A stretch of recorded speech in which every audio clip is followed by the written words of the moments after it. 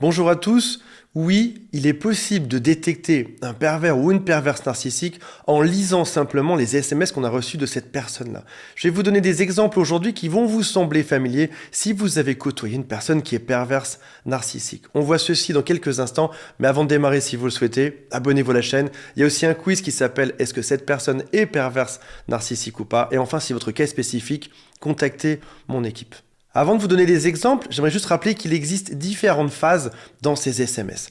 Tout d'abord, pendant la phase de lune de miel, ce sont des SMS qui vont affirmer et réaffirmer l'amour qu'ils ont pour vous.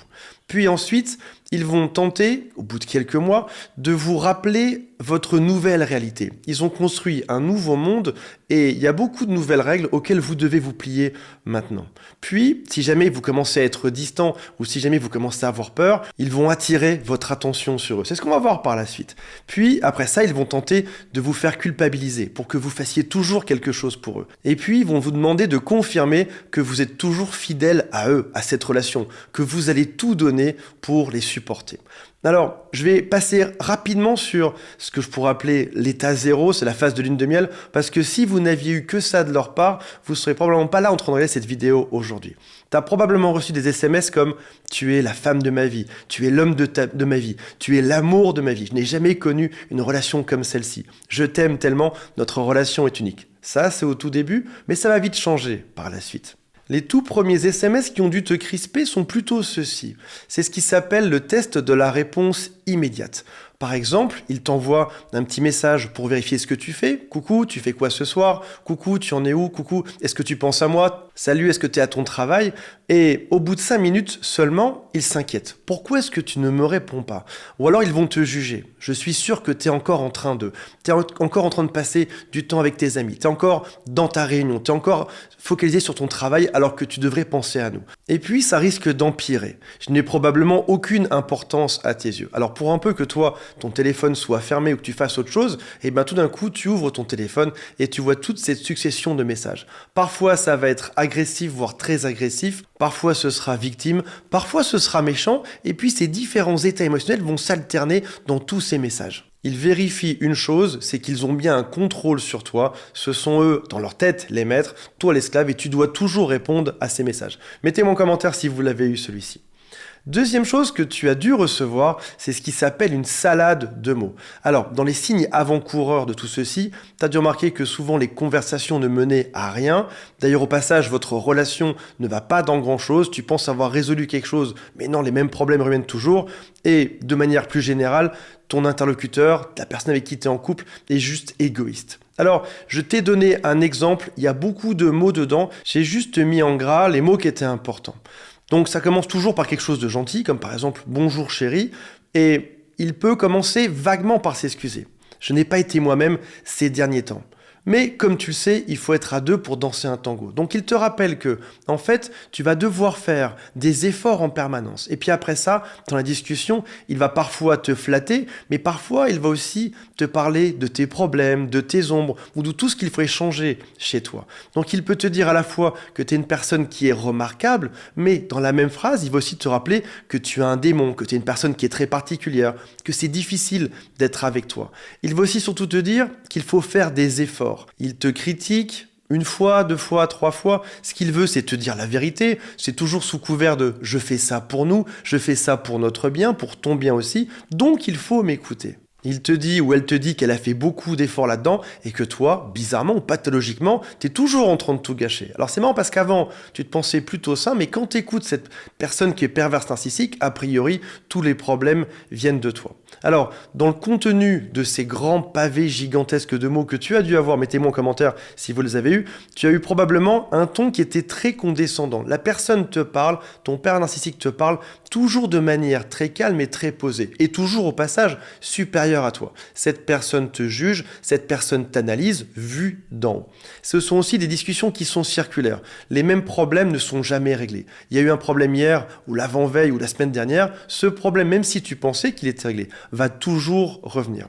Il y aura beaucoup de reproches, ils vont sauter du coq à l'âne entre deux phrases, ça parlera de choses qui sont totalement différentes. Ils vont te parler de ta mère ou d'un truc qui s'est passé il y a 3 ans, ils vont te parler d'un projet de vacances. Ce serait extrêmement compliqué de répondre à ça. Ils vont aussi beaucoup généraliser. Tu es toujours une personne négative, tu es toujours prêt à tout gâcher. Oui, enfin, je pense qu'on ne pourrait pas dire ça d'un humain. Tu n'es pas là pour toujours tout gâcher, tu n'es pas toujours négatif, mais c'est vrai qu'au bout d'un moment, lorsqu'on commence à te critiquer, tu peux devenir un peu énervé. Mais pour eux, c'est général. Tu es une personne négative. On t'accuse de tout, ils sont dans le déni de ce que eux te font, ils sont dans la rage, ils sont dans la souffrance, et bien évidemment, c'est de ta faute.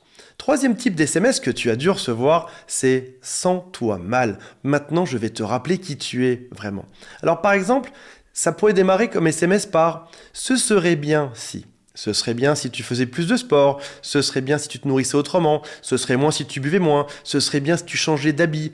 Et dans l'absolu, c'est chouette, on pourrait se dire qu'un couple se donne des conseils. Sauf que là, tu as l'impression qu'il est toujours en train de se mêler de tes défauts et lui ou elle ne se remet jamais en question. Lui est parfait et toi, tu as plein de choses à changer dans ta vie. En plus, ce sont des choses qui sont récurrentes. Toi, tu passes une bonne matinée, tu te réveilles, tu pars au travail. Qu'est-ce que tu reçois? Un petit SMS de critique. Ce serait bien que tu perdes 3 kilos quand même. Ce serait bien que tu t'exprimes de manière différente. Ce serait bien que tu te comportes avec moi de manière différente. Et tu sais pas d'où ça sort. Ça arrive de nulle part. Il faut juste que tu te remettes en question une fois de plus et c'est lui qui a la vérité absolue. Et tout ça derrière un espèce de comportement qui est très passif, agressif, c'est sous couvert de « je fais ça pour ton bien ». Je te rappelle en permanence que tu as 2 kilos de trop, mais je fais ça pour ton bien. Il faut tout que tu changes chez toi, mais je fais ça pour ton bien. Au final, quand ça revient trop souvent, c'est probablement pas pour ton bien. Quatrième type de message, ce sont des messages qui sont mystérieux et qui comportent souvent beaucoup d'emojis, beaucoup de smileys.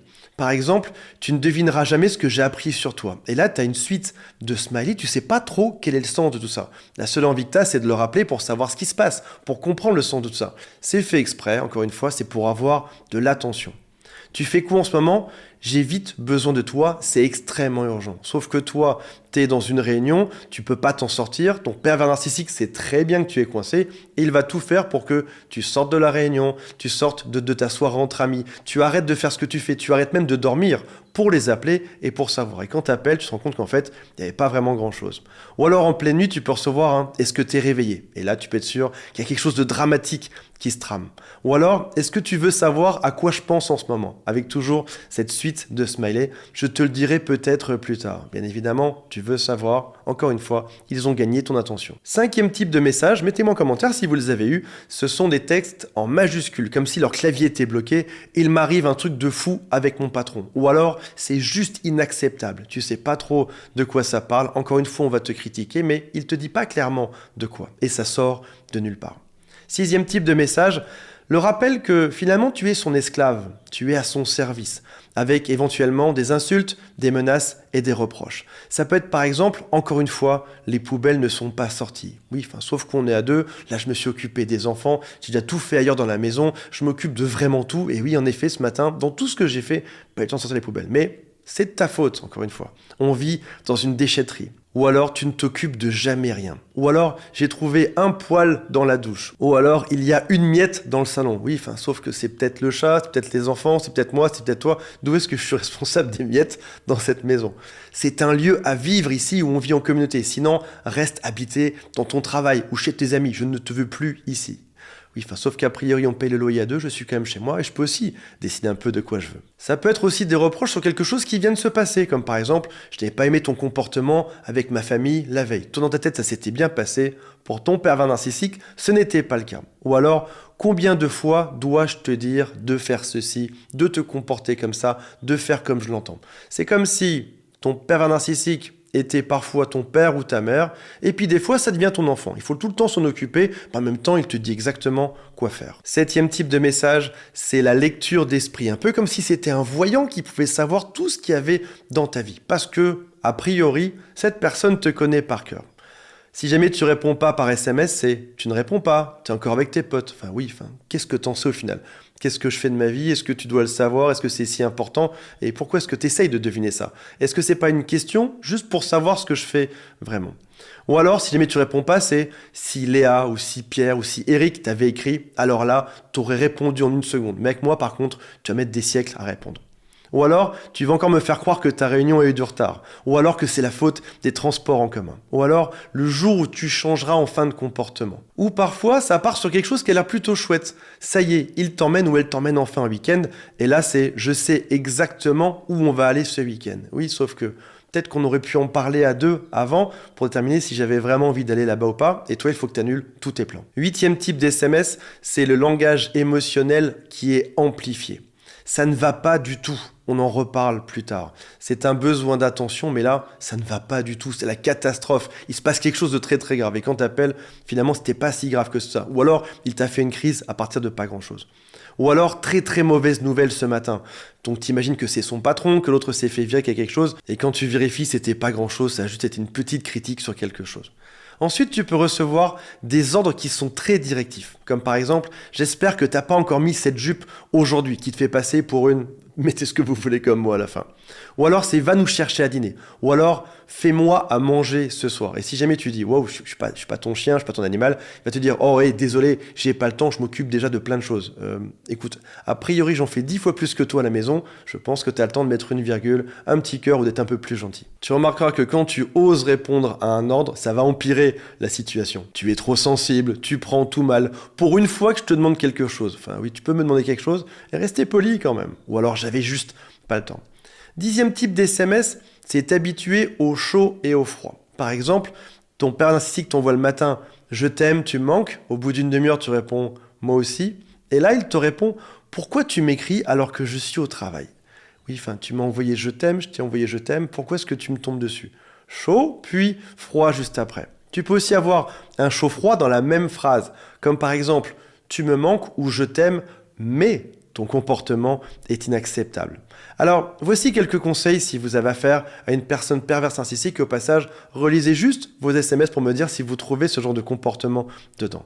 Vraiment se demander si ça vaut la peine de répondre. Ensuite, se demander si on veut vraiment rester dans la vie avec ce genre de personne qui, a priori, demande beaucoup de respect, mais n'en a pas beaucoup pour vous. Rappelez-vous aussi qu'avec un pervers narcissique, il vaut mieux ne jamais répondre, ni même tenter de t'expliquer. Si jamais, par exemple, dans une salade de mots, vous commencez à répondre point à point, vous pouvez être sûr qu'il y aura encore 10 fois plus de mots dans la réponse d'après.